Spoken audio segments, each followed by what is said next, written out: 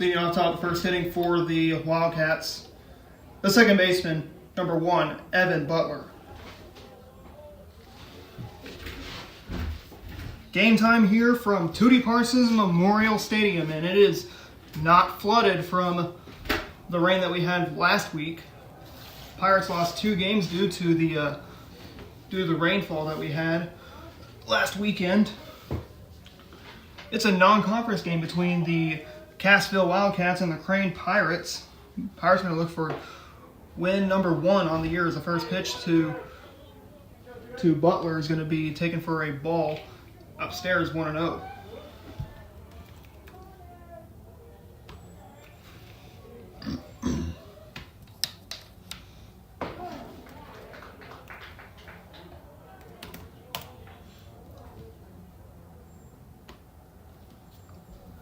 One ball, 1 strike the count to Butler. He is the starting second baseman today for the Cassville Wildcats, as I'll show you the lineup for them. Third pitch of the game is going to be a ball, 2 balls and 1 strike. Not a cloud in sight here in Stone County as that pitch is going to be chopped on the ground. Howard fields it, throws it to first, and there's out number 1 here in the first. Batting second, number 23, right fielder, Easton Hughes. And it's Easton Hughes to the plate, playing right field for the Cassville Wildcats. Bats from the left side. Alstead's delivery is swung on and stopped by Angel.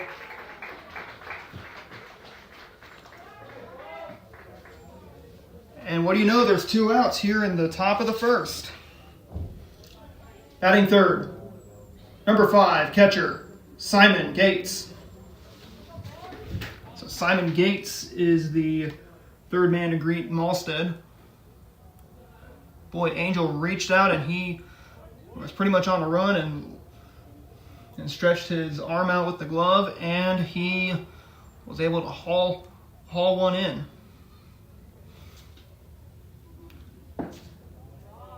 Downstairs, and it's now 2 balls and no strikes. Temperature in the low 60s after we had a couple cold days, especially Thursday, Saturday, and Sunday were pretty cold.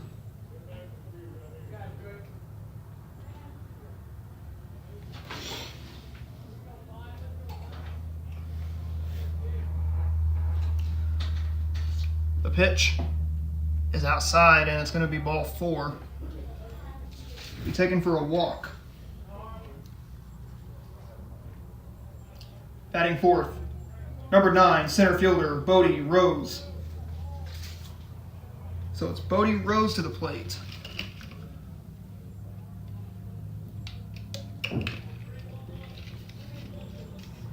He bats from the right side.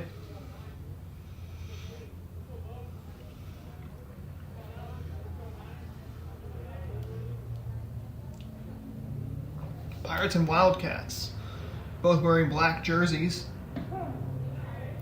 Cassville wearing their black jerseys, gray pants, black caps, I believe. Black and gold stirrup socks, gold around on the ends of the sleeves. Cassville written in script in gold. Howard had trouble with the ball, but he was able to redeem himself, make a throw to first, and that's how the top of the first inning comes to a close.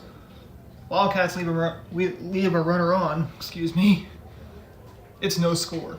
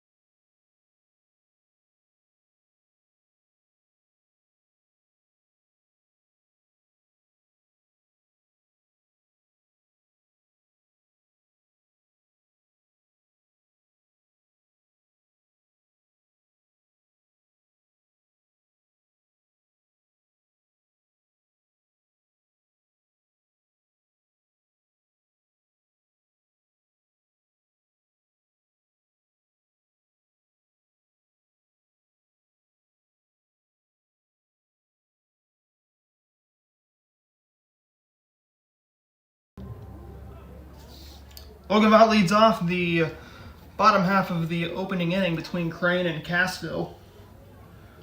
Crane, from when I last saw, they coming off a loss against Sparta.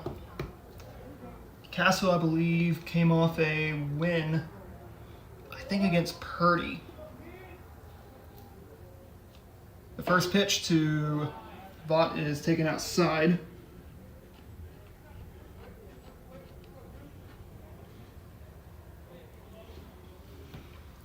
And it's ball one, 1-0.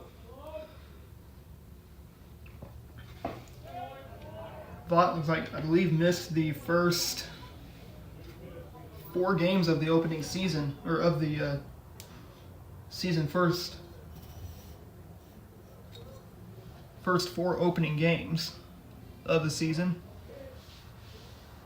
Pitch outside is going to be taken for a strike, 1-1. Another set of Pirates are going to be taking the field at PNC Park.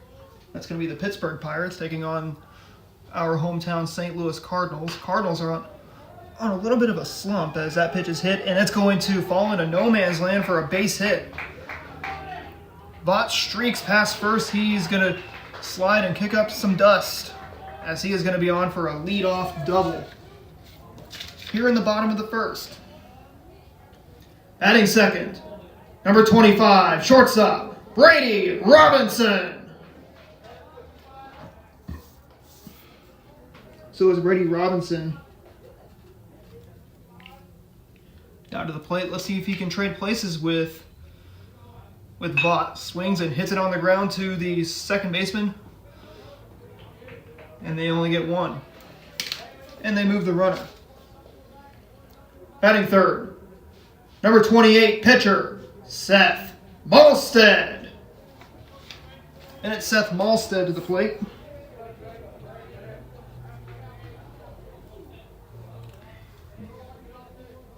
He can bring home Vaught with 1 swing of the bat. Swings and rips it foul. Just beyond the first base line. It's like it rolled onto the highway.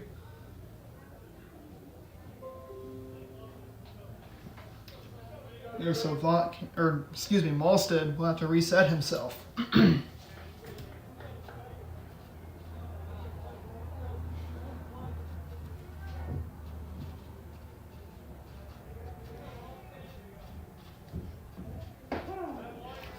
Takes a strike. Now it's going to be 0-2.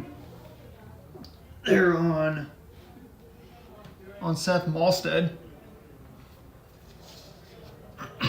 0-2 is the count. 1 out. Outside, and it is 1 ball and 2 strikes.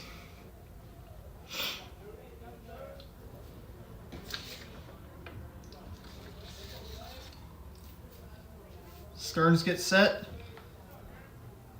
He fires. Swing and a miss, and down goes Malstead. Throw down to third, and Vaught is safe.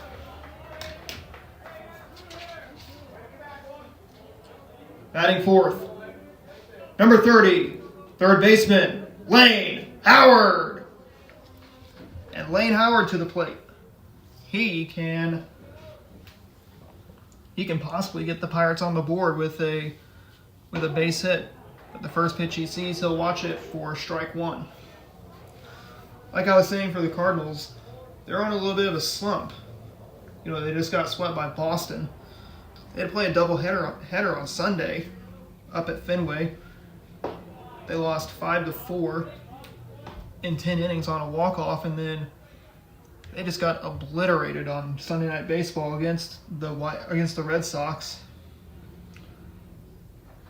18-7 was the final score in that game.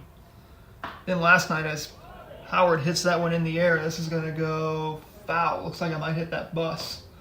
Nope, it bounces right in front of the cars.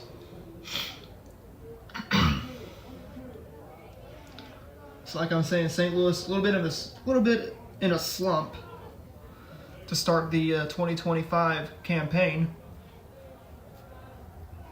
Then they lost 8-4 to Pittsburgh as Howard is hit by the pitch, extends the inning to Jake Murray.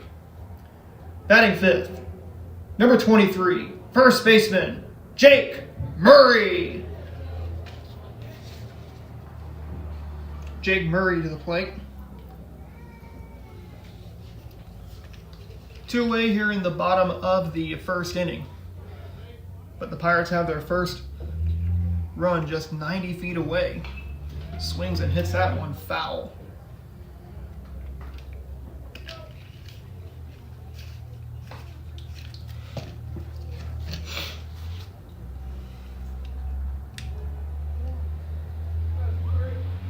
One out or 2 outs here in the bottom of the first inning. Runner goes, there goes Howard. No one was paying attention. It's going to be called a balk on Stearns. And the Pirates get on the board first. It's 1-0 Crane.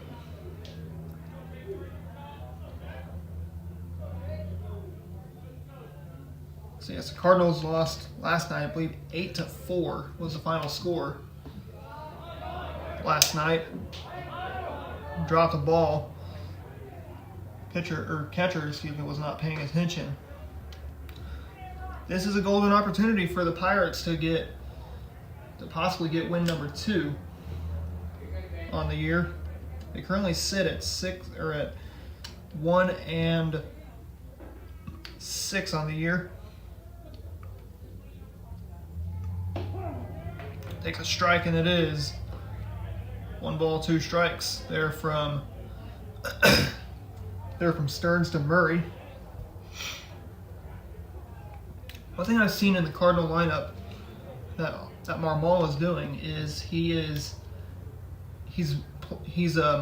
having Wilson Contreras bat second in the lineup when he has a batting average under 200 as Stearns gets Murray to ground out to the third baseman. And he throws to first. There's out number 3, but a run is scored on a balk. We head to the top of the second inning. 1-0 in favor of Crane.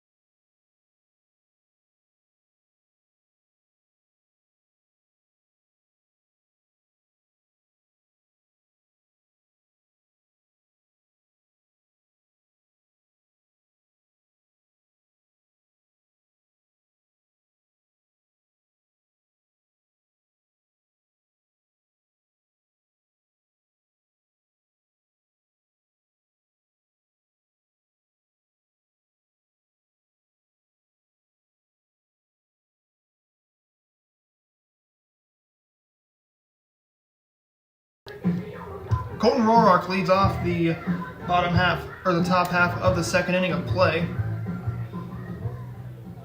Cassville trails at 1-0. That was thanks to a Jaron Stearns balk. First pitch to Malstead from Malstead to Roark is going to be taken for a ball, 1-0.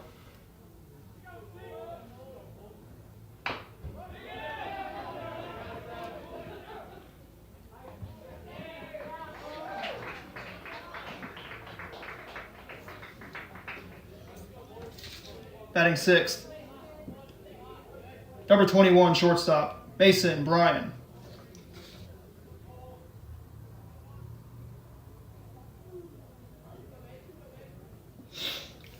Mason Bryan, the batter. He's the shortstop for the Wildcats. He's hitting 6th.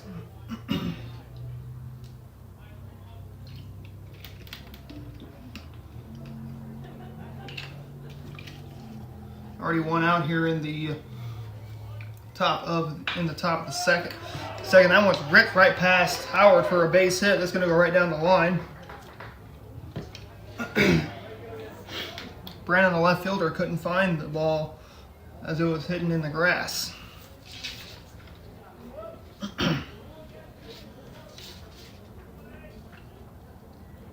Batting 7th, number 18, first baseman, Austin Meltebarger. That's Austin Meltebarger to the plate for the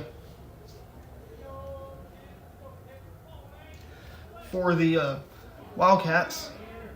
Alstead's first pitch is going to be up and in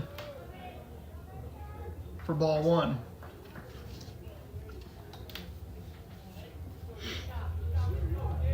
But Bryan takes second base as they were trying to make a pickoff attempt.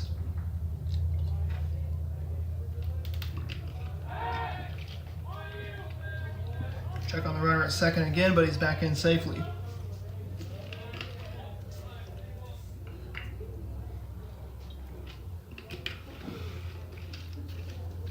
One ball, no strikes to count.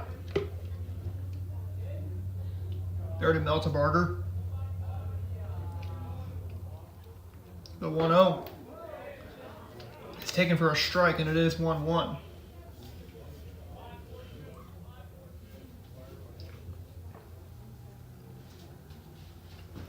So probable pitchers for tonight between the Cardinals and the Pirates in Pittsburgh.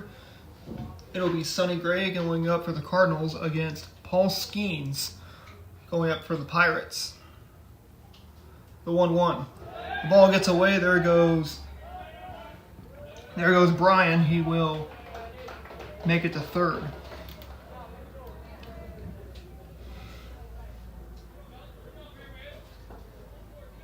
Two balls and a strike.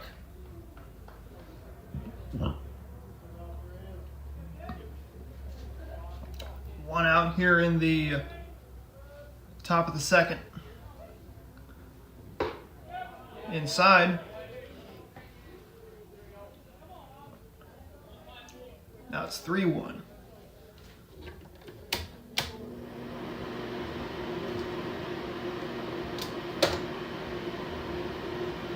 The 3-1 pitch swings and hits it in the air to left field. Brandon will catch that one. No, he's going to drop it. He'll drop it. The tying run's going to come in to score. And Cassville has tied this game up at 1. Thanks to a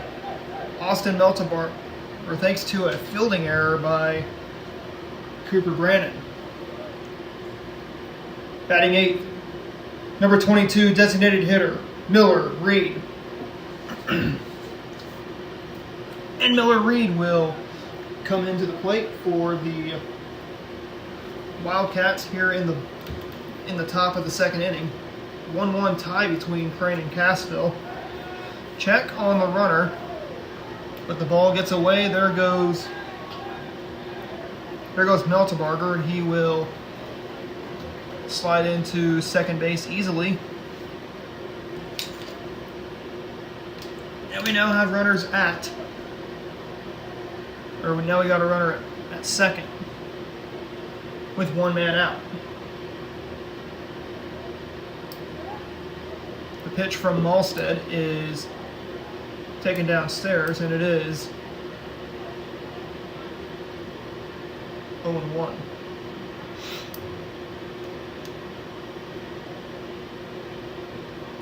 Beautiful day for baseball here in Crane, Missouri.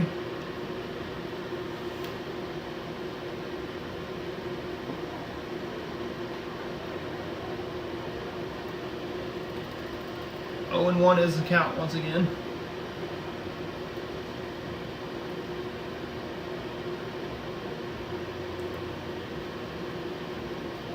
Now it's 0-2. Pitch downstairs, strike 3, and and Reed is down on strikes, and there's 2 away. Batting ninth, number 7 left fielder, Baxton Cornell. It's up to Baxton Cornell to keep this top of the second inning alive for the Wildcats, where they can possibly take the lead. You got the go-ahead run there on second base. And you have your 9th man in the Wildcat lineup up to the plate. And he can possibly bring home the tying run with a base hit. Trying to play protect right there, as Floyd was able to keep the ball downstairs in front of him. We're gonna watch the batter. Alstead checks on the runner. He kicks, he fires. Swung on a ground ball to Howard. Howard will two-step it, and he will throw it on to first for out number 3. But the Wildcats get one, and they tie it up. It is 1-1 between Crane and Cassville.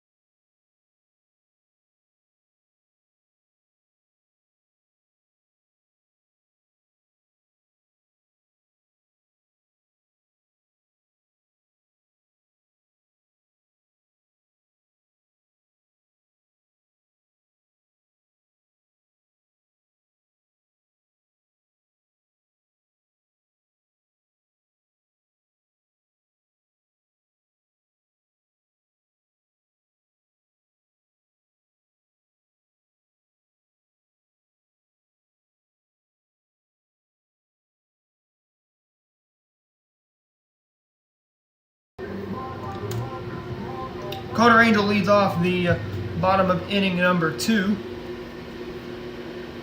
Tie game between Cassville and Crane, as Stearns is out for his second inning of work. He delivers a first pitch ball, 1-0.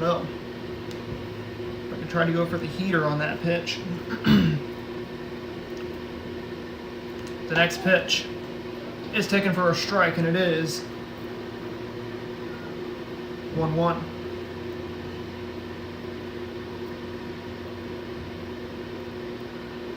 Wildcats, I believe, compete in the Big 8 conference. Crane in the new GOC, as Angel tried to bunt his way on.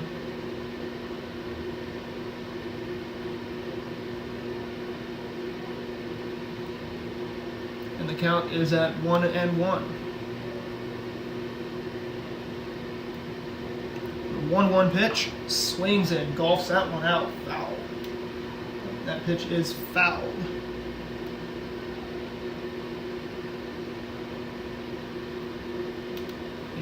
And Angel, gets himself to a 2-2 count. Let's see if he can get himself on. He makes the count full, 3-2.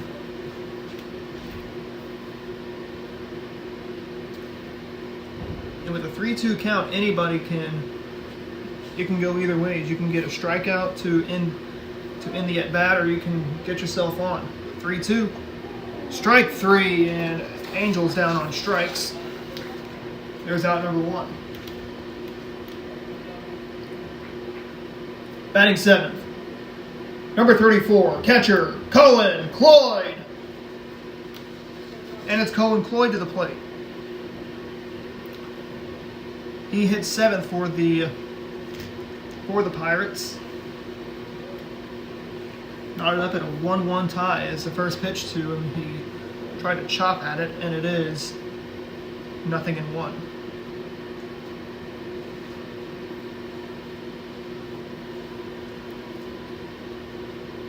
The next pitch, swing and a miss. And there's strike two, 0-2. You know, you don't want to go down. You don't want to go down swinging at three straight pitches. The next pitch swings and hits it out of play, foul, freezes the count at 0-2. But let's see if Cloyd can get himself ahead in the count. He's already down 0-2. But you can always fight off some pitches. Outside, he was able to keep the at-bat alive, and it's 1 ball, 2 strikes.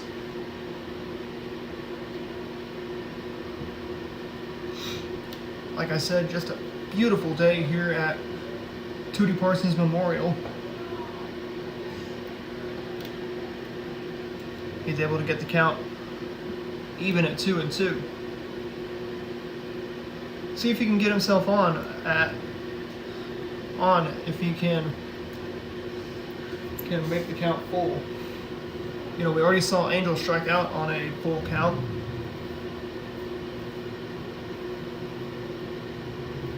Let's see if Cloyd can get himself on either with a 2-2 count. He's going to swing it and rip it right to the shortstop. There's out number 2. Gave it a ride, but the shortstop Ryan was right there. Right fielder Brady Klein. Brady Klein, the 8th man of the Pirate line in the Pirate lineup. He wears number 21 for the Pirates. Swings and hits it on the ground to the second baseman. He throws to first easily, and that's how the bottom of the second inning comes to an end. We go to the top of the third, 1-1 tie between Crane and Cassville.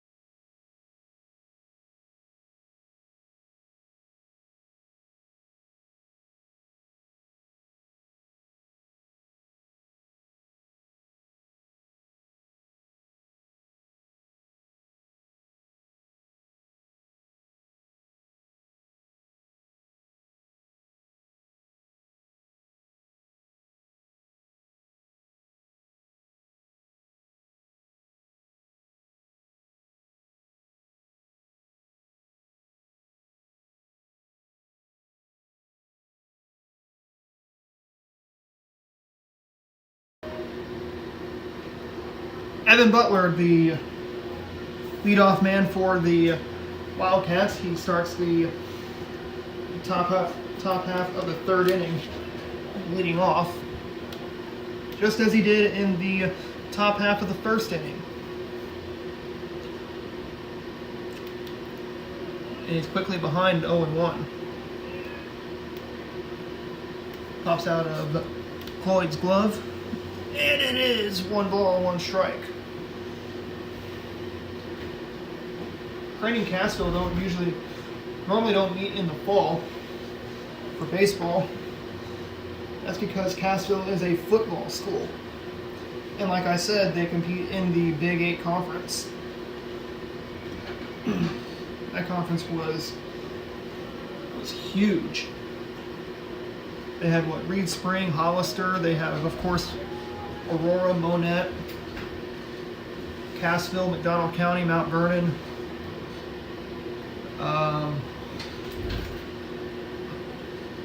Also Lamar, and now Nevada. 3-1 is taken downstairs, and it is 3 balls, 2 strikes.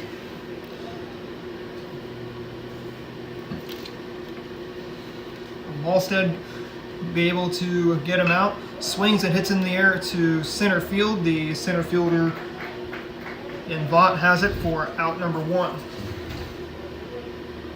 Right fielder, Easton Hughes. Easton Hughes is the batter.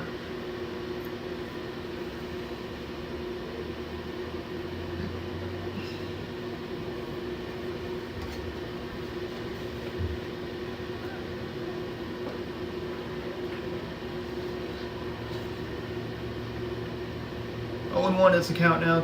Is the count to Hughes.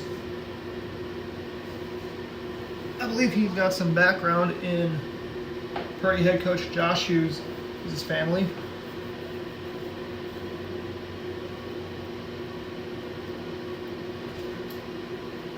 One ball and 1 strike is the count. 1 away here in the top of the 3rd. Watches the second pitch come in for a strike, 1-2. Hughes, I believe, lined out to Angel back in the 1st. Outside, and it will be now 2 balls and 2 strikes.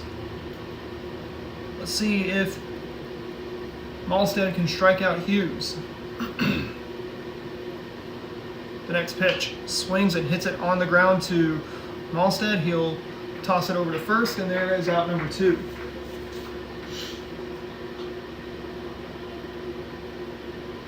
Catcher, Simon Gates. Simon Gates, the batter. He's catching today for the Wildcats. Tied up at 1 here in the top of the 3rd.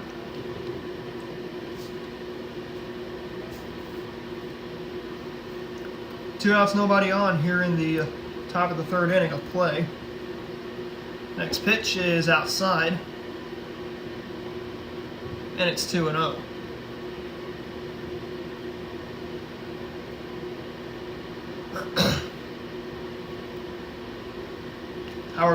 Howard playing on the infield grass between 3rd and short. As Gates is able to take a first pitch strike, and it is 2 balls and 1 strike. Like I said, we needed the sunshine today as we had 2 days of rain. I know some places off to our east got a lot of rain. I believe over a foot of rain fell over in south central Missouri. The 2-2 swung on and hit foul, and that's going to make a lot of noise as it hit that awning above the grandstand here at Tootie Parsons. 2 balls and 2 strikes is the count. 2 away here in the top of the 3rd inning. Malstead kicks and delivers outside, and it's now 3-2.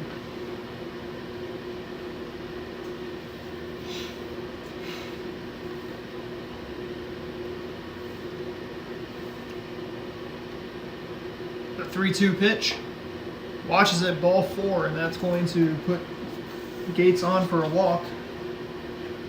And it brings in Bodie Rose to the plate. Center fielder, Bodie Rose. Bodie Rose, the center fielder, comes in. He's batting from the right side.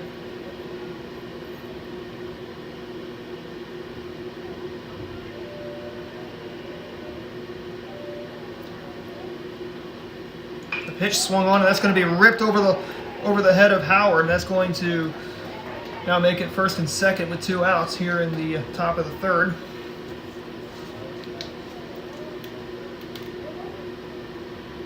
For Colton Roark. Third baseman, Colton Roark. Colton Roark is now the batter. Let's see what he does. Malstead checks on the runner at second. The first pitch is inside.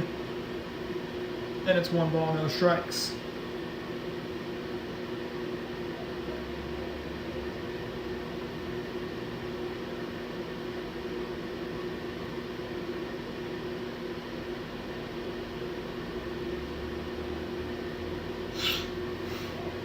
One ball, no strikes to count. 2 outs here in the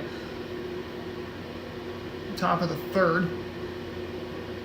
As the home plate umpire has to clean off home plate.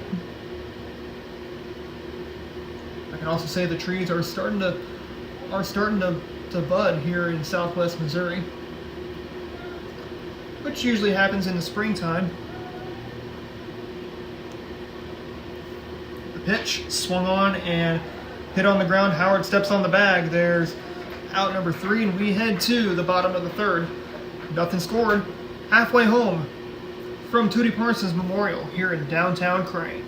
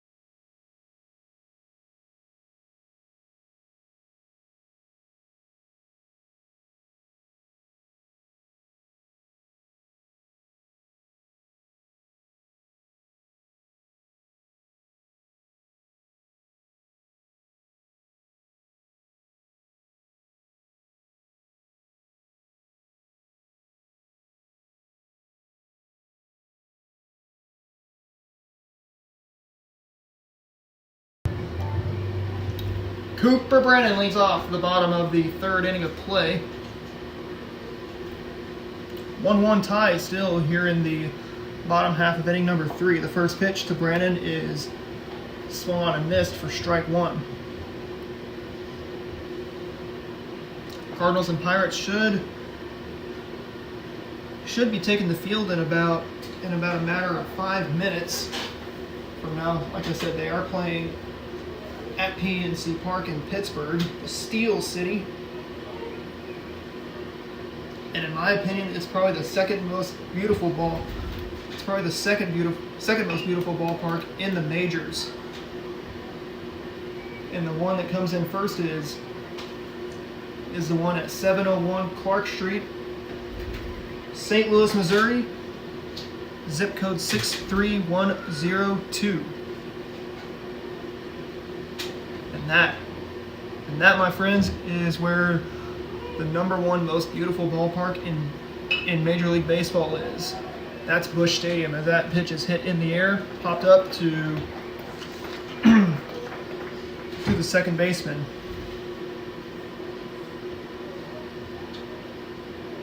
And it resets the lineup. Center fielder, Logan Vaught. Logan Vaught, the batter. He doubled his last plate appearance. Now, some people might say that PNC Park's the most beautiful ballpark in baseball. Some might say it's Wrigley Field, Fenway Park, Oracle Park there in San Francisco, Dodger Stadium, Yankee Stadium could be another beautiful ballpark, but to me it's Busch Stadium. That pitch is taken outside for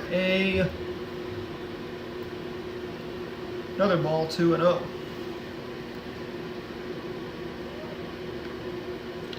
The 2-0 pitch swung on and lofted foul. 2 balls and 1 strike.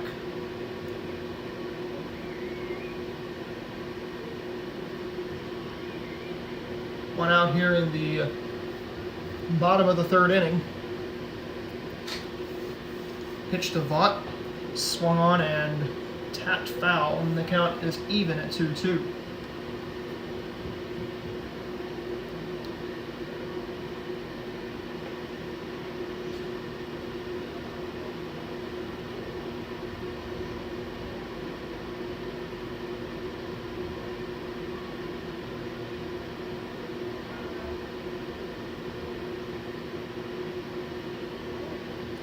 Two balls and 2 strikes as that pitch is going to be hit on the ground to the second baseman, throw to first, and there is out number 2. Shortstop, Brady Robinson.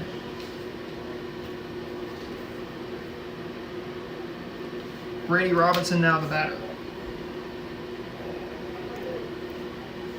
2 away here in the bottom of the 3rd inning.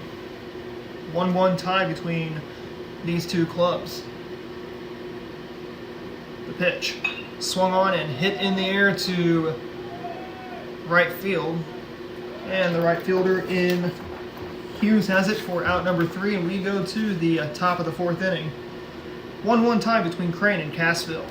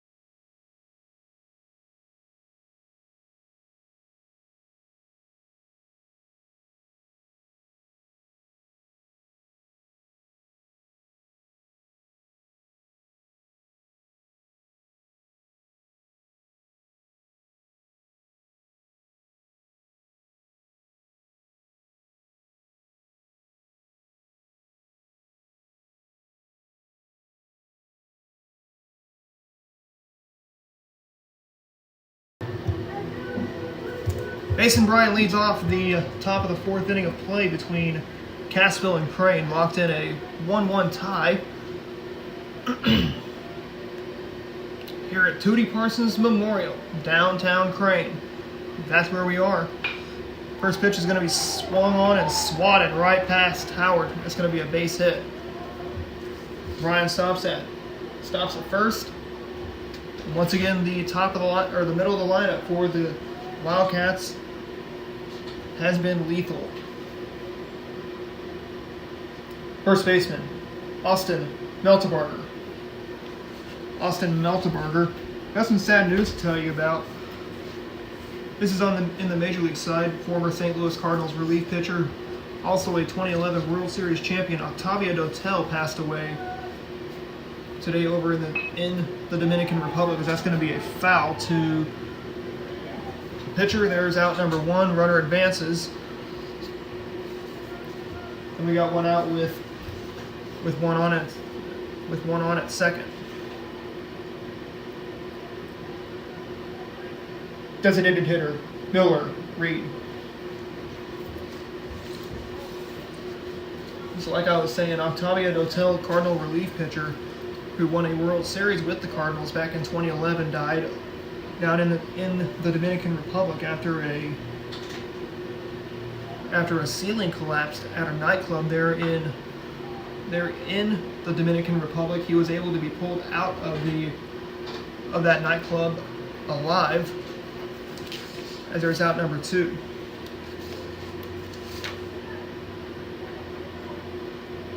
Left fielder, Braxton Cornell.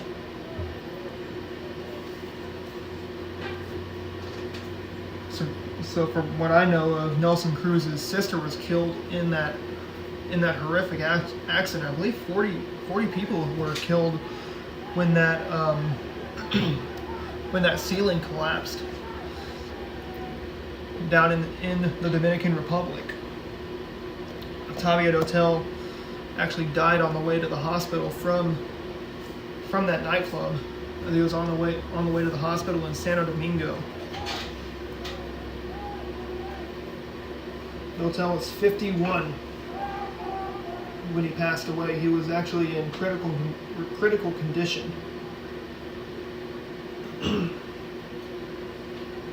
0-2 is the count to Braxton Cornell.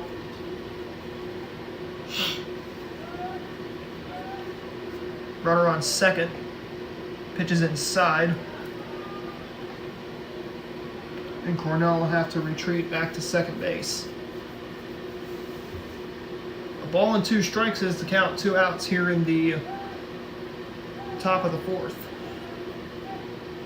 Pitch is kept in front, but the runner will advance to third. So the go-ahead run for Cassville is 90 feet away.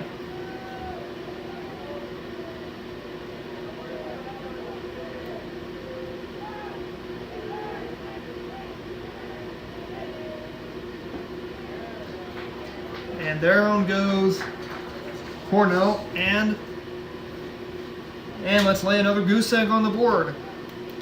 As the Wildcats leave another man on, we go to the bottom of the 4th. 1-1 tie between Crane and Cassville.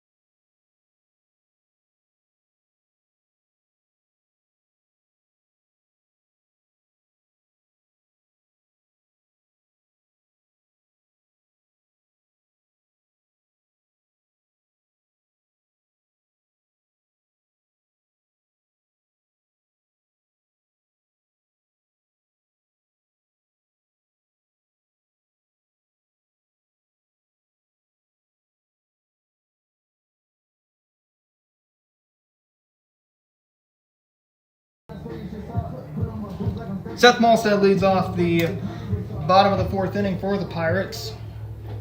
Still locked at a 1-1 tie. He'll try to find himself on base. Stearns' first pitch is going to be fouled off for strike 1. Malstead struck out his last plate appearance. He can most definitely try and get himself on base. The 0-1 outside, and it's going to be 0-2 now to Malstead.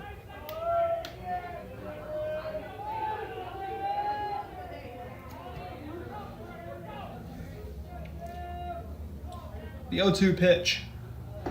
Upstairs, he keeps the at-bat alive. It is 1 ball, 2 strikes.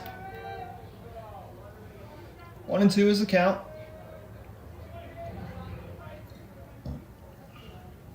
1-1 tie here between Crane and Cassville as Malstead goes down on strikes. Third baseman, Lane Howard. And it's Lane Howard at the plate. I believe he singled and he stole a base his last plate appearance back in the first. First pitch he watches, it's going to be a ball, 1-0.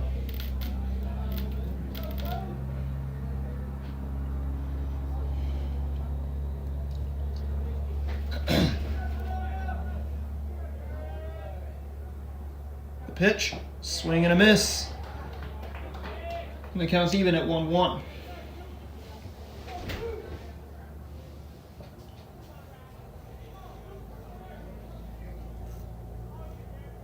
One out here in the inning.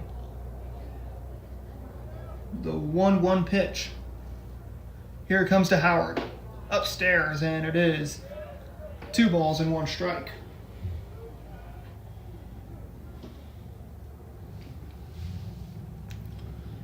Let's see if Howard can get himself on either by a walk or he can get himself on with a single.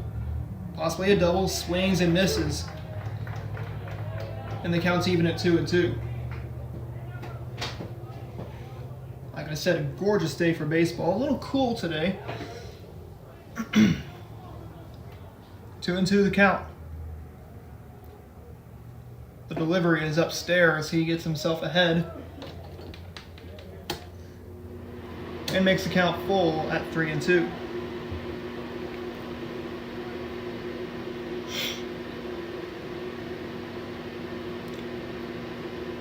The payoff pitch. Ball 4, and that's going to... Nope. Yes, it will. It will hit Howard. And it brings up Jake Murray to the plate. First baseman, Jake Murray. Jake Murray now to the plate. I believe he struck out his last plate appearance.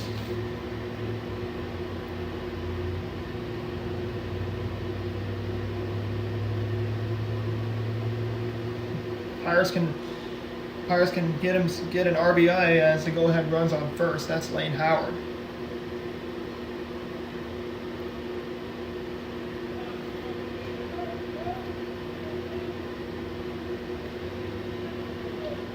One out here in the bottom of the 4th inning. First pitch is taken a little outside.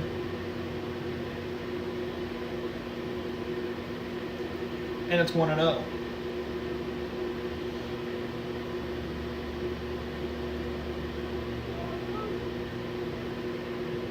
I want to tell you that this game is brought to you by Mamaw's Kitchen, located right here in Crane. If you want to sponsor, you're a business owner, and you're located within the Springfield area, we are looking for sponsors. We are actively looking for sponsors. Still in some conversation about another sponsorship right here in Crane. Can't tell you the details of who it is until we find out who it is. So stay tuned once we get the announcement that they will sponsor us, and we will definitely pass it on.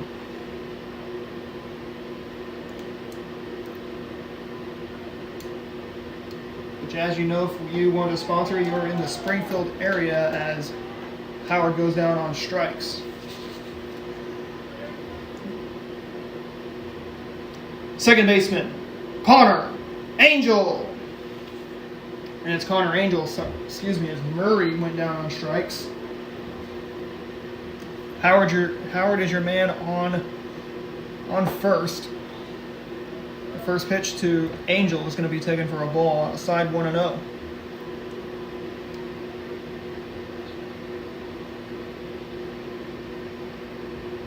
Angel rocks his neon yellow bat up and down. The pitch from Stearns is fouled off. And the count's even 1-1.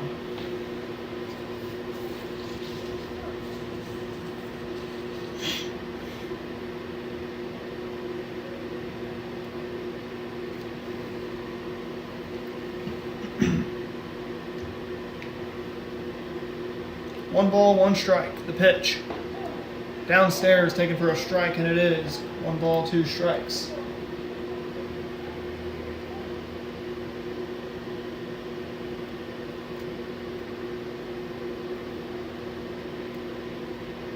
Two outs here in the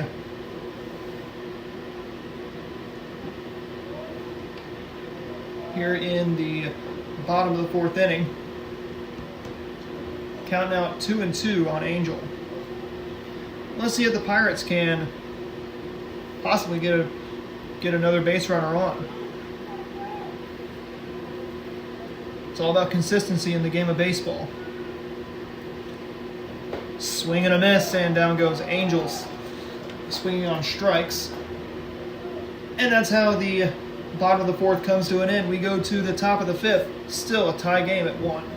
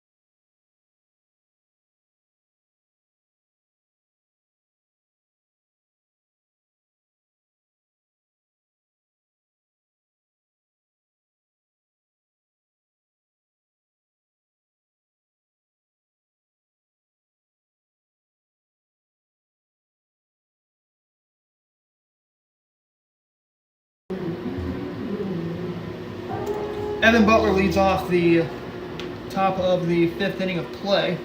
Still a 1-1 tie between both Cassville and Crane.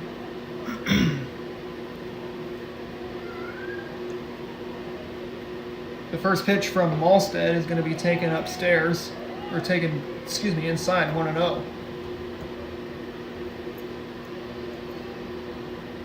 A low-scoring affair between both Crane and Cassville. The pitch is taken for a strike at 1-1. In which we know the Pirates had a strong fall last year.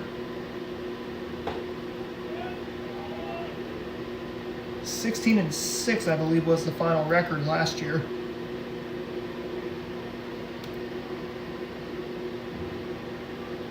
But I could be wrong. 2 balls and a strike is the count upstairs. And it makes it now 3 balls and 1 strike. You know, you always want to try and throw it over the plate. Challenge the man at the plate. Allstate kicks and fires, and that's going to be taken for a strike. And it makes the count at 3 balls and 2 strikes, so a full count for the Pirates. The 3-1 swung on and a ground ball to the shortstop. Robinson throws on the run. He will get him out, and there is out number 1. Right fielder, Easton Hughes. Easton Hughes is the next man to greet Malstead on the mound.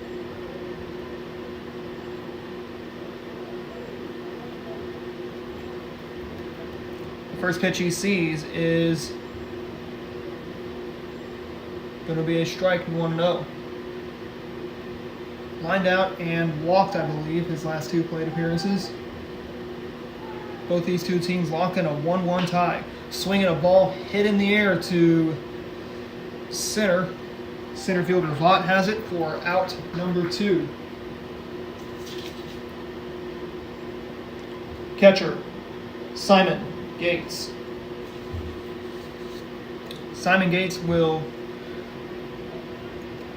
come on in. I believe he walked his last plate appearance. I believe he's walked twice.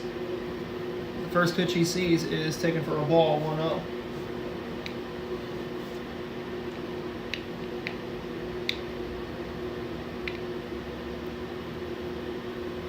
The 1-0 to Gates. Swung on and hit on the ground too short. Throw to first, easy peasy, and we head to the bottom of the 5th inning. Let's see if the Pirates can get the bats woken back up. It's a 1-1 tie between Crane and Cassville.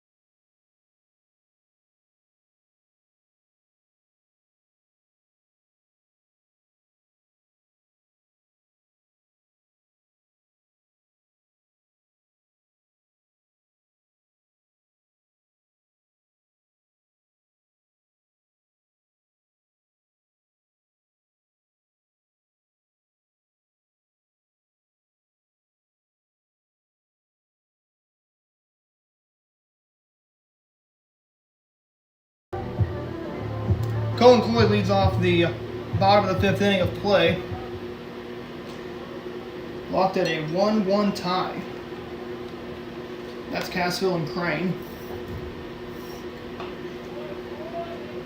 Pitch is hit out of play, foul.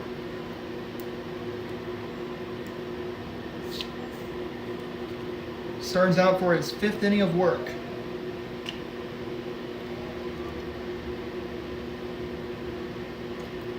But you know, these two starters are giving their bullpens the day off today. But that could happen, and the bullpen will have to come in and play mop-up. 1 ball, 1 strike is the count. Or nothing in 2 is the count, excuse me. The game's tied at 1, as that pitch is going to be hit in the air to the shortstop, and there's out number 1 here in the bottom of the 5th.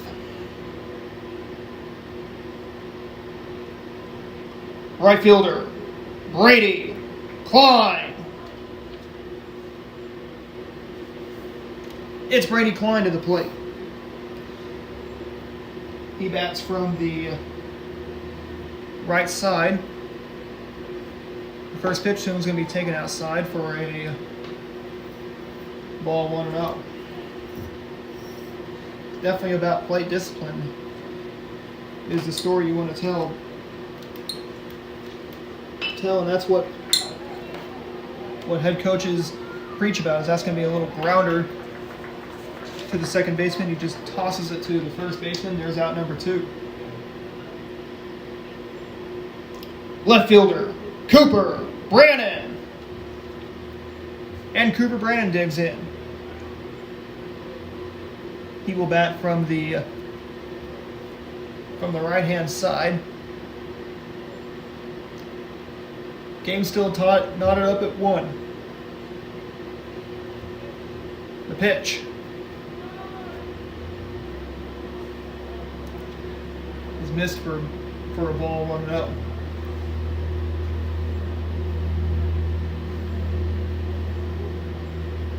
The next one upstairs, and it is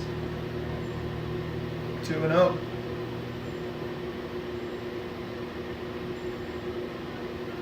There have been a few hits that were recorded, but none of these teams have been able to scratch any runs ever since the top half of the second inning of play. That was when Cassville tied it up at 1, and that's what the score has been ever since. 1 ball, 1 strike is the count to Brannon. He swings and misses. Makes the count even at 2-2.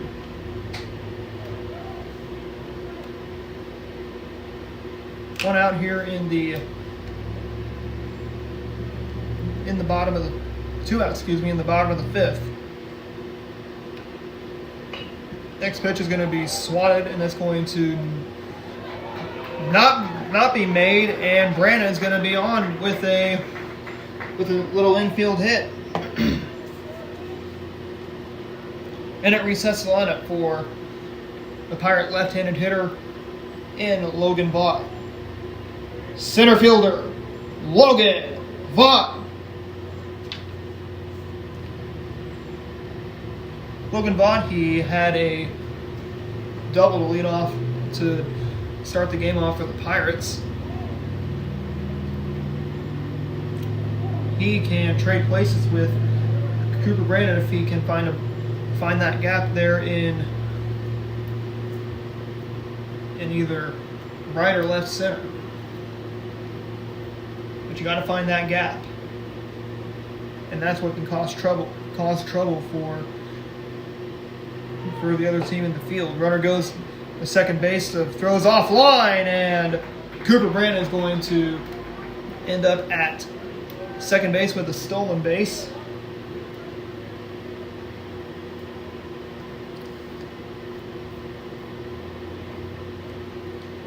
One ball, 1 strike, the count to Logan Vaught.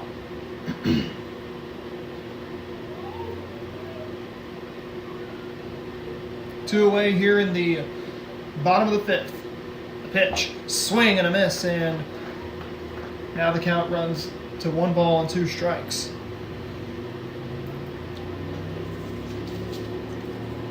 But hey, if you can find that gap, you can do some business. The 1-2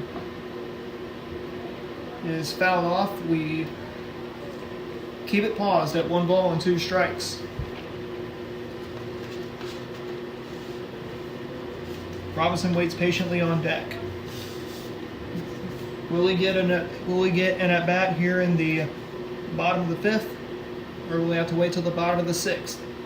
We shall find out. The 1-2. Checked his swing. Did he go around? I don't think so. No, he didn't. And he evens the count at 1 ball and 2 strikes. One thing I've seen from the Cardinals this year is they make the later stages of the game to where they want to come to when they want to start a comeback. They have to start a little earlier if they want to make a comeback against teams. 2 balls and 2 strikes account to Logan Vaught, the Pirate leadoff man, and he watches another one go outside, and it is 3 balls and 2 strikes. I have a feeling that Jaron Stearns' pitch count is going up. They have to play it, which Cassville has to play a conference opponent on Thursday at home against Mount Vernon. 3 balls and 2 strikes count stays a loss, is where the count stays at. 2 outs here in the bottom of the 5th. Crane, after this game is concluded, they head down to Reed Spring, as that's going to be a ball trying to field it by the pitcher, but he knocks it down, but he was able to field it and throw on to first, and that's how the bottom of the 5th comes to a close. Nothing scored. Pirates leave a man on. We go to the top of the 6th. 1-1 tie between Crane and Cassville.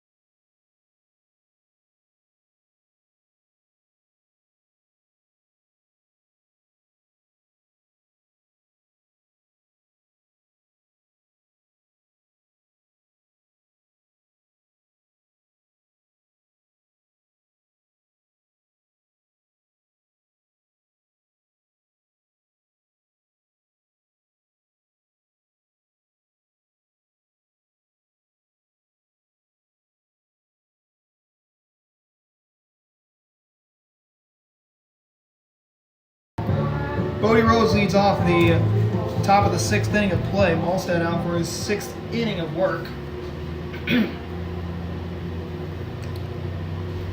Very good pitcher duel between both Crane and Cassville, as that pitch is going to be hit in the air. That will be foul.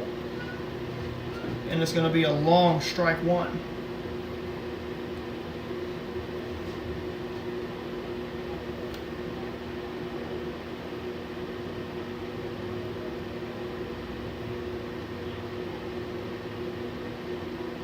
Oh, 0-1 is the count to Rose. No relation to Pete Rose, as he hits one foul towards the Pirate dugout.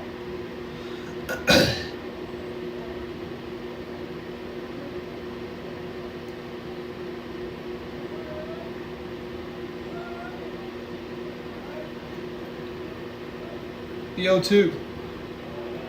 Ball gets away, but nobody's on. Then the count goes to 1 ball and 2 strikes.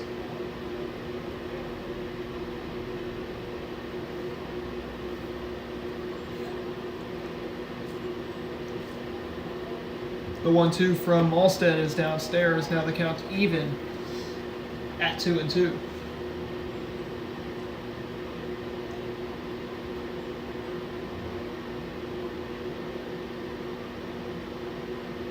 The 2-2 pitch. Strike 3. He goes down on strikes, and there's out number 1. And that brings in Colton Roark to the plate. Third baseman, Colton Roark. Colton Roark, who has been on base a few times. He's scored. I believe he scored the lone run for Cassville, as that pitch is hit out of play, foul. 1 out here in the top of the 6th.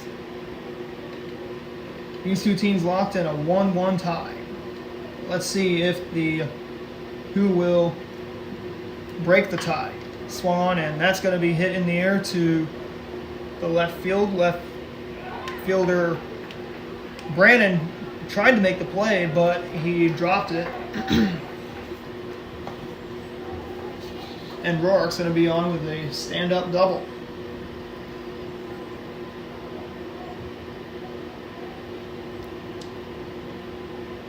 Shortstop, Mason Bryan. Mason Bryan, the batter. He's playing shortstop for the Wildcats.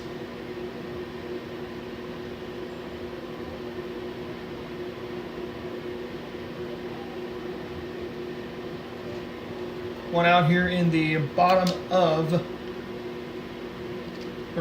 top of the 6th inning.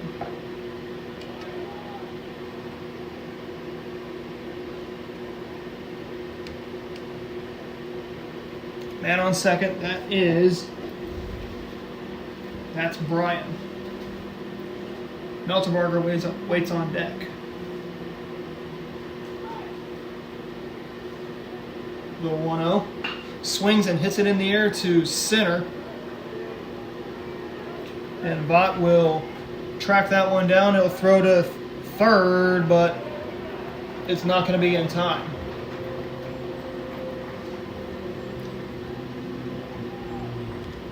And Roark will advance to third. First baseman, Austin Meltenbarger. Austin Meltenbarger, the new man at the plate. He will be tasked to bring home Roark. That's if he can get a line drive, but no, he's going to get a little pop out, and that's how the top of the 6th comes to a close. Another goose egg on the scoreboard, and we're going to the bottom of the 6th inning. It is a 1-1 tie between Crane and Cassville.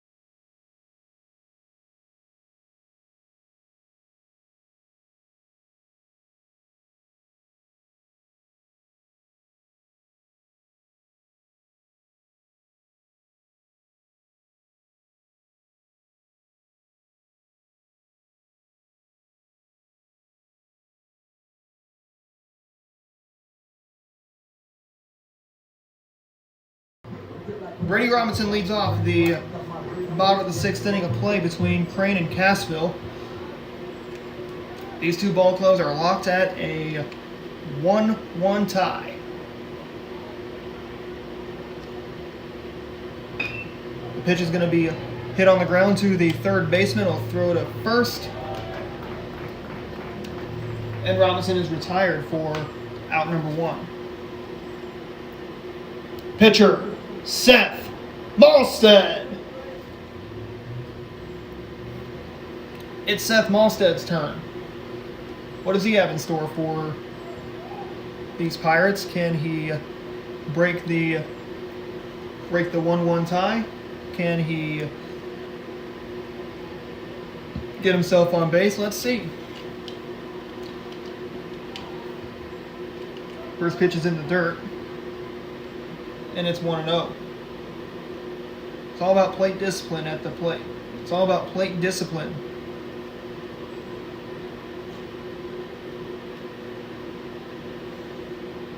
swings and hits it in the air to the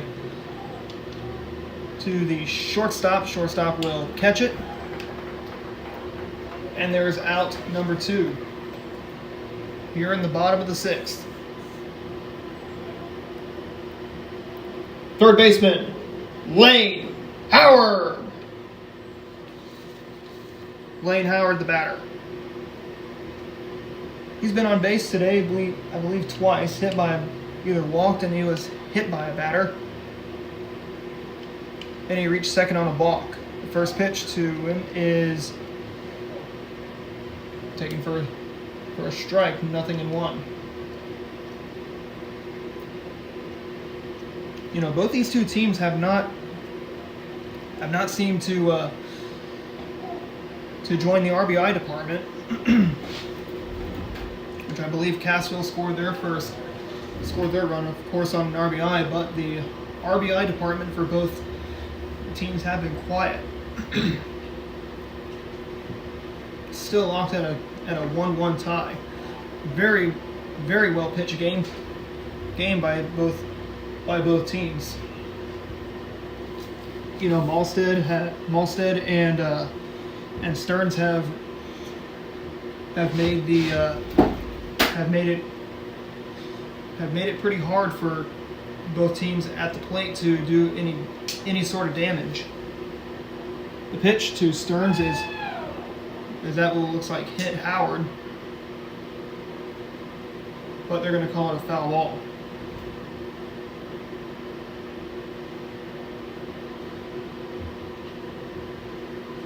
Two balls and 2 strikes. That's the count to Howard. Let's see if he can extend the inning. Pitch outside, and the count runs full, 3-2. Pirates need base runners. They'll need some base hits. Will they crack that? Will they get a base hit or 2? Ball 4, and Howard's going to get on base for a 3rd time today. And that will bring in the batter, in Jake Murray. First baseman, Jake Murray. Jake Murray, the batter. He's batting from the right side. He's got Howard on first.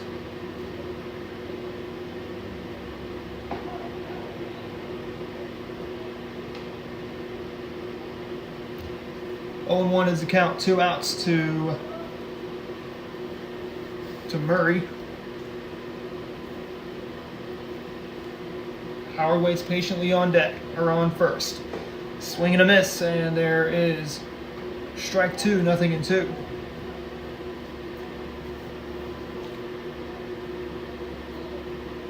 It's either you extend the inning or you can go down with 3 outs. Let's see about that. Murray rocks the bat slowly, swings and misses. He's trying to chase at it, but he comes up unsuccessful. And the score remains at 1. We're going to the top of the 7th between Crane and Cassville.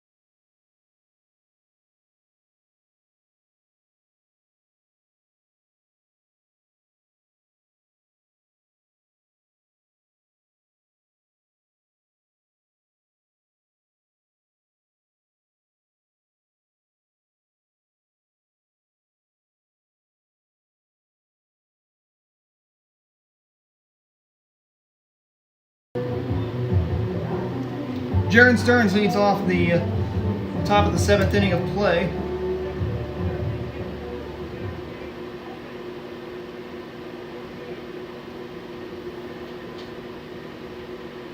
So Jaron Stearns leads off the top of the 7th inning of play. He's the starting pitcher today. I believe he is pinch hitting for Miller Reed.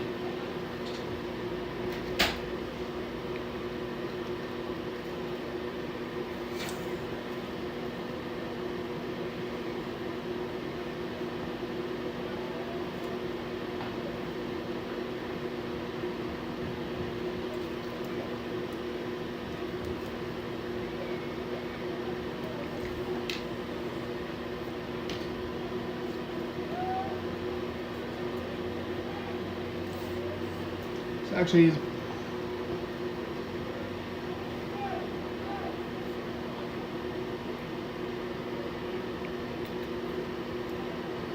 so 2 balls and 1 strike is the count to Stearns.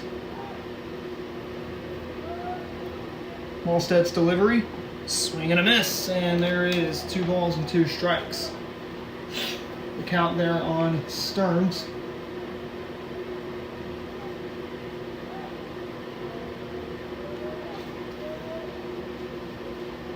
The 2-2 downstairs, and that makes the count run full at 3-2.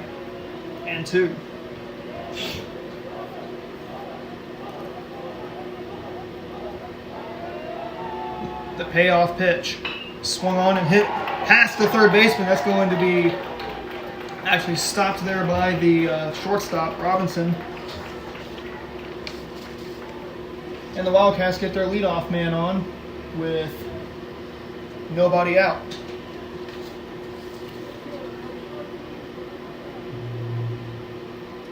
Number 13, Carlos Barrientos.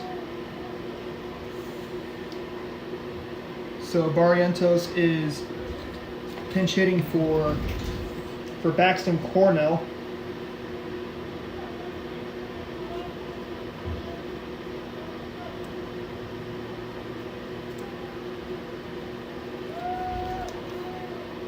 Let's see if he can deliver. The first pitch is going to be swung on and hit. Oh, just past both the pitcher and second baseman for a base hit. They're going to throw to third. No one's going to make that play. They're going to charge an error on the play, and Stearns is going to score.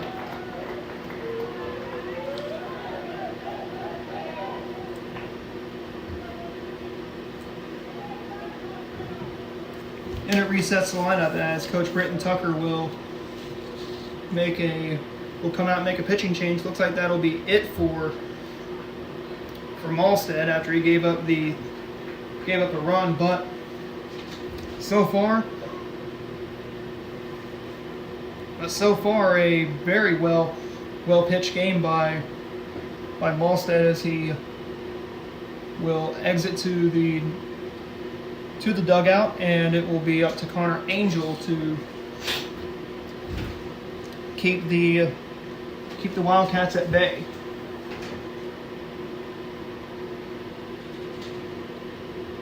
Or no, actually, it will be Logan Vaught who will come in. Looks like he is a left-hander that's going to be facing this Cassville lineup. He will face Butler, Hughes, and Gates with nobody out here in the top of the 7th. Your attention, please.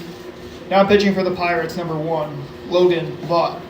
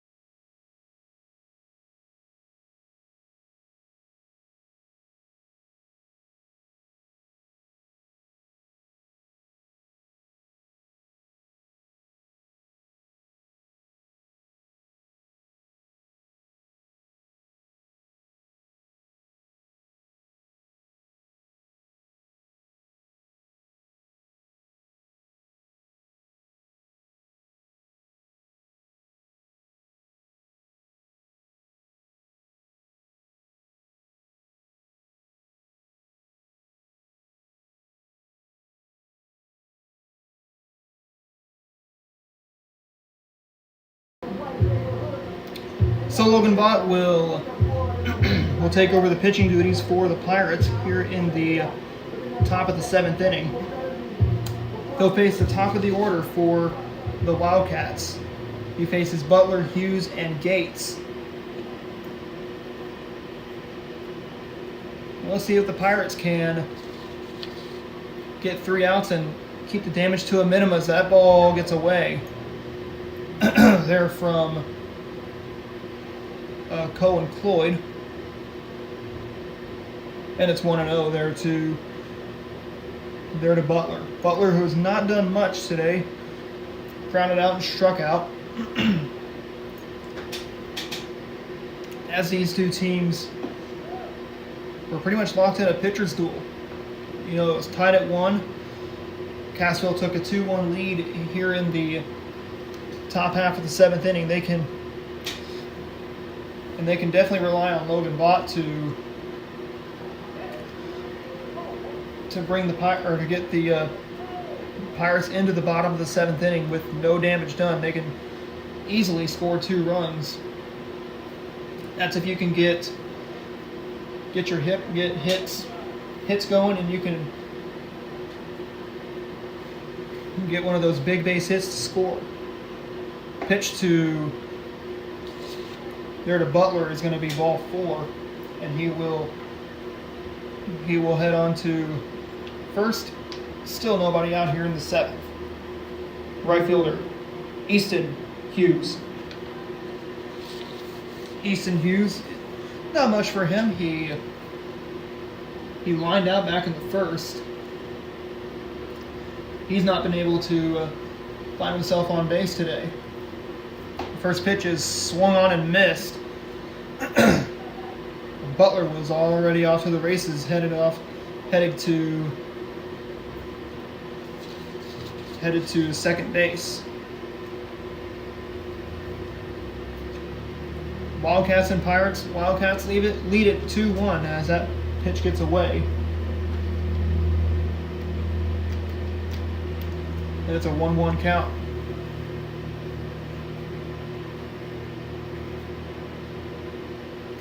One ball, 1 strike is the count to Easton Hughes, excuse me. As he watches the next pitch come in for ball 2.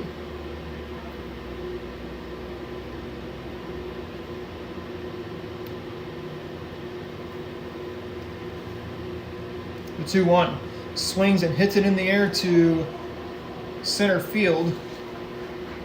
The shortstop has it for out number 1. And it will bring in Simon Gates to the plate. Catcher, Simon Gates. Pirate pitching and both Wildcat pitching have been superb today. Cassville only giving up 1 run. That was back in the bottom of the 1st. Crane pitching giving up just 2 runs. 1 in the top of the 2nd, and then 1 recently here in the top of the 7th. And so far it is a 2-1 Cassville lead. But they got runners in scoring position. They're going to tag them out at the plate. And there's 2 outs. Great decision. You stop the run from scoring. You keep the deficit down to 1.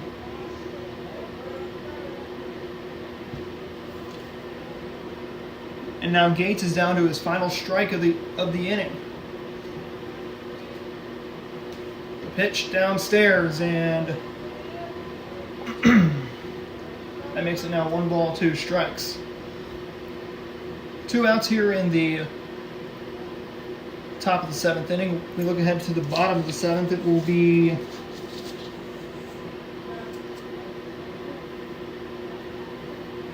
be Vaught, Robinson, it'll be Angel, Cloyd, and Klein due up for the Pirates in the bottom of the 7th. It can be a chance for them to tie this game, send it to extras, or walk things off in the bottom of the 7th. 2-2 is the count.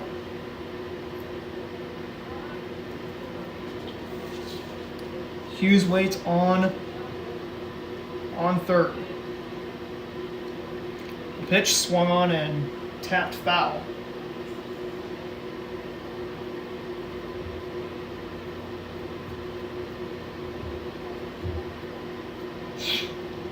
Two balls and 2 strikes is the count.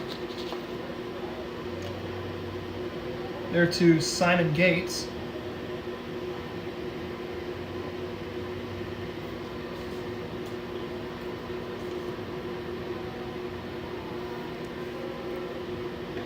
The pitch is taken for a ball, 3-2.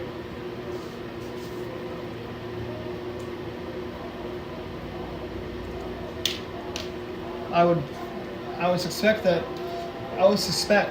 Stearns' night is through on the mound, but we shall see. Swings and hits it in the air. Who's going to catch it? The shortstop has it for the final out of the top of the 7th. Hey, let's see if we can walk it off. We're going to the bottom of the 7th inning. It's a 2-1 Cassville lead.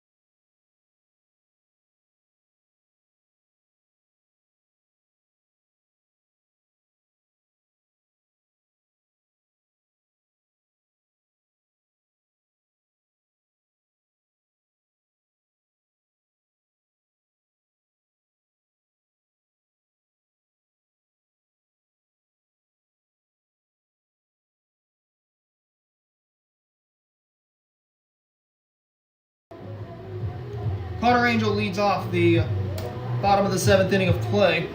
It's crunch time here at Tootie Parsons Memorial Stadium. It is also walk-off time.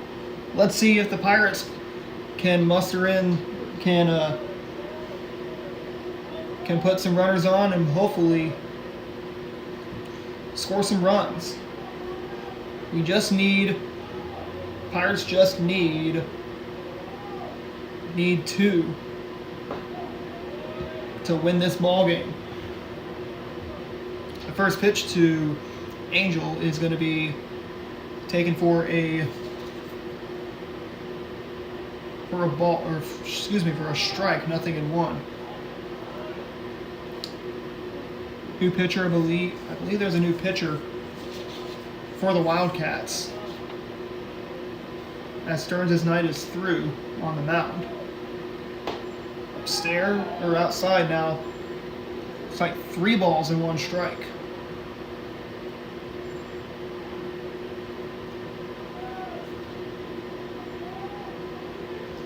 Next pitch, swing and a miss, and that evens the count at 3 and 2.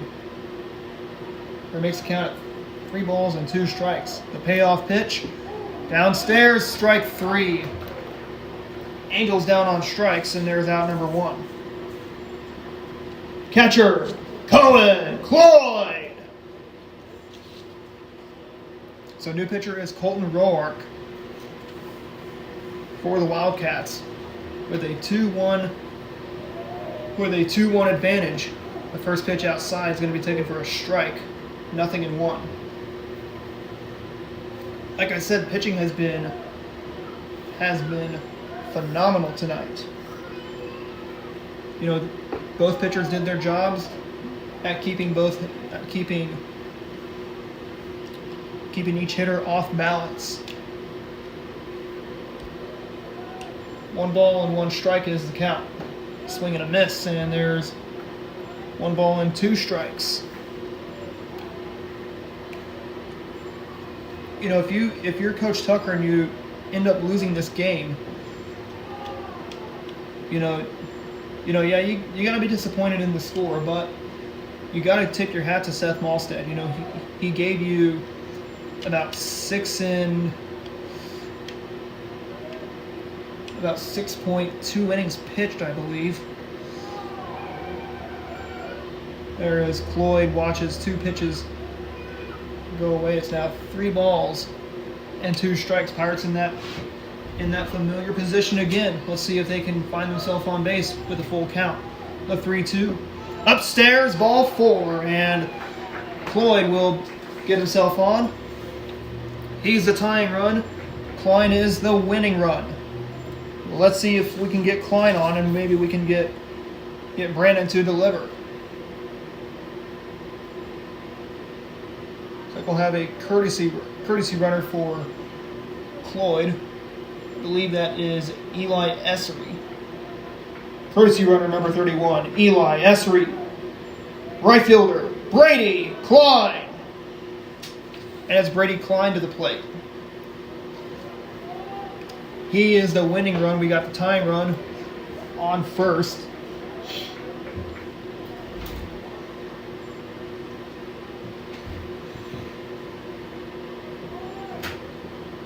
Nothing in 1 to count to Klein. The pitch, swing and a miss, and there is nothing in 2. Let's see if the Pirates can get on base. Let's see if Klein can get himself on base, help himself out. You can get on with either a hit batter, a walk, or a single, or a strikeout throw down to second. He's gone. And that is how the game comes to an end, on a strike him out, throw him out. And Cassville wins this game by a score of 2-1. Man, that is a stinger. And let me tell you, that pitch was right, and that throw was right on the money. Once again, Cassville takes this one by a score of 2-1 in a very, very good pitcher's duel. Don't go away. We're going to have our post-game show coming up in just a few moments. We'll have the winning head coach in Simon Beeson, and I believe we'll have the winning pitcher in Jaron Stearns on as well. So stick around, everybody.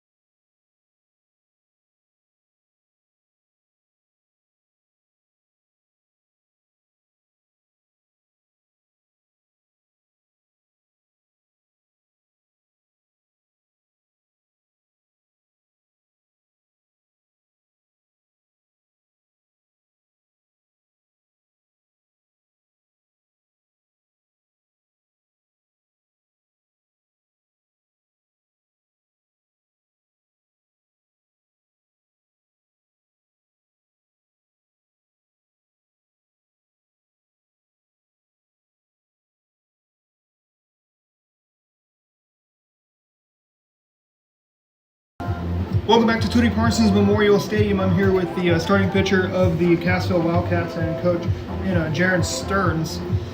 After that 2-1 victory against Crane tonight, Jared, this was a pretty close pitcher's duel. Not a lot of scoring going on. Crane got the first run of the ball game. What was the initial attack plan that you had going up against Crane tonight? Just keep throwing strikes and let my fielders do the job. Let your fielders do the job and just throw strikes. Yeah. These two teams were pretty much battling on the mound today. Crane, they gave up 2 runs, which you actually scored the winning run for Cassville tonight. What did Coach Beeson tell you before this game, and what did he tell you before the top of the 7th? Before the game, he told me to just fill up the zone. Like I said, let my team back me up. And well, I didn't pitch top of the 7th. That's when I came out. But yeah, just keep throwing strikes, stay confident. Stay confident and just keep throwing strikes, fill up the zone. And now on the mound, you were challenging these Crane hitters. What kind of pitches were you throwing to them? Fastballs and curveballs. I don't think I threw any changeups. Yeah, we went first time through the lineup, we went fastball changeup. After that, we started working backwards. Really, mainly just fastball, curveball. Fastball and curveball was the initial pitching arsenal that you had on the mound today. A pitcher's duel, it can be a little stressful at the plate. Crane's pitcher Seth Malstead was keeping you guys off balance. I bet he was probably throwing the same types of pitches that you were throwing today. What was the message that that your coaching staff told you guys before the top of the 7th? Before the top of the 7th? Stay back. Stop trying to just crush the ball. Base hits win games. And fix our 2-strike approach. Just have that 2-strike approach. Thursday night, Mount Vernon's going to be, I believe, coming to Cassville. It's going to be a conference game. So I know this is a conference game that's been going on for years, probably ever since the beginning of high school baseball here in Missouri. What's going to be the initial ingredients? What's going to be the initial attack plan when you guys take on Mount Vernon? Come to the game, energy, don't be lazy, coming into the park, confident, and keep putting the ball in play, just like tonight, instead of trying to push the ball. Don't try and crush the ball, put the ball in play, and just kind of pretty much bring out the same performance you guys brought against Crane. If I were to say to Coach Britton Tucker of the Crane Pirates, what would your words be to Coach Tucker of the Pirates after that 2-1 loss they had? That was a great game. It was fun. I had a lot of fun. And he's a good team. Appreciate the time, Jared. Congratulations on that win against Crane. Also good pitching out there. There was a very fun pitcher's duel to watch, and you guys, both you guys and Crane, played a very, very good pitchers controlled game. Hey, best of luck against Mount Vernon, and let's see if you can bring what those Mountaineers will bring on Thursday night. Thank you. That was the starting pitcher in Jared Stearns. Now we'll be joined by head coach Simon Beeson, of the Cassville Wildcats after that 2-1 victory against Crane. Coach Beeson, going into this game, I heard you guys had taken down Stratford, you guys taken down Rogers. Well, I believe that was a part of it. You guys lost to them, but going into this game, what was the initial attack plan that you set for your team to take on Crane? A lot of it, kind of like Jared said, the big thing that we've been pushing all year is throwing strikes and forcing other teams to hit the ball. It's not an easy game. You're taking a round object and trying to hit it with another round object while it's moving. So don't make it more complicated than it already is. Force the other team to hit the ball. We've got a strong defense behind them. And honestly, I would have liked to see better approaches at the plate. But we we got a little pull happy, couldn't sit back on the ball, and never really made the adjustment to start hitting the ball back up the box or back over the other way. So only scored 2 runs tonight. Didn't get a bunt down there in the top of the 7th on a squeeze play. So we've got some things to work on. But overall, I'm not disappointed with the way that we played at all. Hey, win's a win. Both your starting pitchers, Jaron Stearns and Seth Malstead for Crane, were dueling. It's like a David versus Goliath. It was like a David versus Goliath battle out there. What did you have to tell your hitters every time they stepped up to the box to figure out and get to Malstead to knock him out? Well, it was. We had a couple of pinch hitters there in the top of the 7th. First 2 guys come to the plate. Jaron ended up hitting for himself. He'd been getting DH for most of the game and ended up coming up with a big leadoff hit, which is something we didn't get all game. I don't think we had a single leadoff runner on all day until that 7th inning when Jaron finally poked one through the 56 hole over there. And then next guy up, hit the first pitch right back up the middle, and we ended up with runners at 2nd and 3rd. And they, again, it's kind of our mentality as far as defense, force the other team to make plays. And we're fortunate enough that Crane made a little bit of an error, and we were able to sneak an extra base and take that run. You guys were able to make Crane commit an error on the field, and you guys were able to get that run in at the top of the 7th inning. And man, let me tell you, it did feel refreshing. You guys, like I said, you were pretty much being shut down. You got a few men on. Yep. Is this something that's going to have to change when you guys take on Mount Vernon in about 48 hours? Yeah, I mean, the approaches are definitely going to have to change.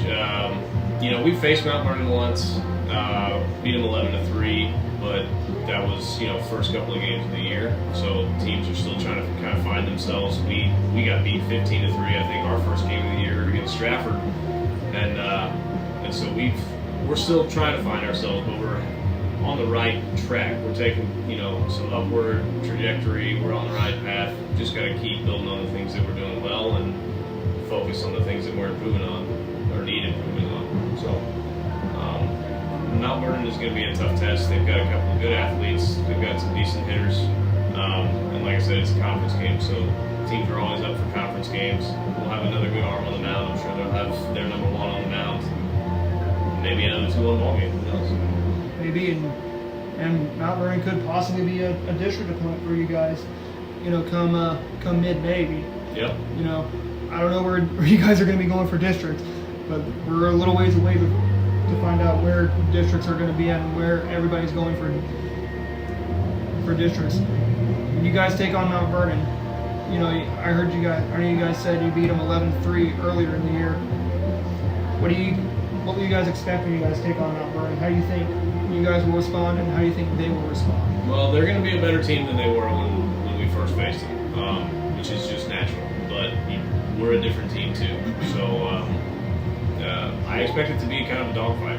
Most conference games are. And Mount Vernon, like I said, they've got some good athletes. They've got a good pitcher in Dodson. I imagine they'll throw him against us. So we've got to stay on our game, keep doing what we've been doing as far as playing good defense, throwing a lot of strikes, force teams to beat us, don't beat ourselves. If there were any final words you had to say to Coach Britton Tucker after that loss, they had that 2-1 loss, what would your words be to Coach Tucker? Keep building, man. They've got a good team over there. They've got some decent athletes. That was a good arm they've had on the mound. So, I expect to see them rattle off a few wins here pretty soon as they get into conference and district play. I looked at their schedule. They had kind of a tough schedule starting out. So, it seems like they're getting better every day, which is the focus that we have. The goal every day is to seek improvement day in and day out. And on game day, the goal is 1-0 every single time. So, I like what Crane's got. They've got a bright future. And I think they've got a good coach over there. Goals 1-0. Just go out there and play ball. Appreciate the time, Coach Beeson. Congratulations on that win against Crane. Bigger test coming up on Thursday. Thank you. Go show Mount Vernon what they are. We will. We're going to try. And hopefully you guys can get a win. We're going to try. Thank you, sir. Coach Simon Beeson and Jaron Stearns. That will end our live stream for tonight. If you want to subscribe, definitely do that, and hit that notification bell here on YouTube. Definitely give us a follow on Facebook. Follow us on X. Also like us on Facebook. Also follow us on Instagram, where we have at the follow. You can check out all our sports content that we have posted.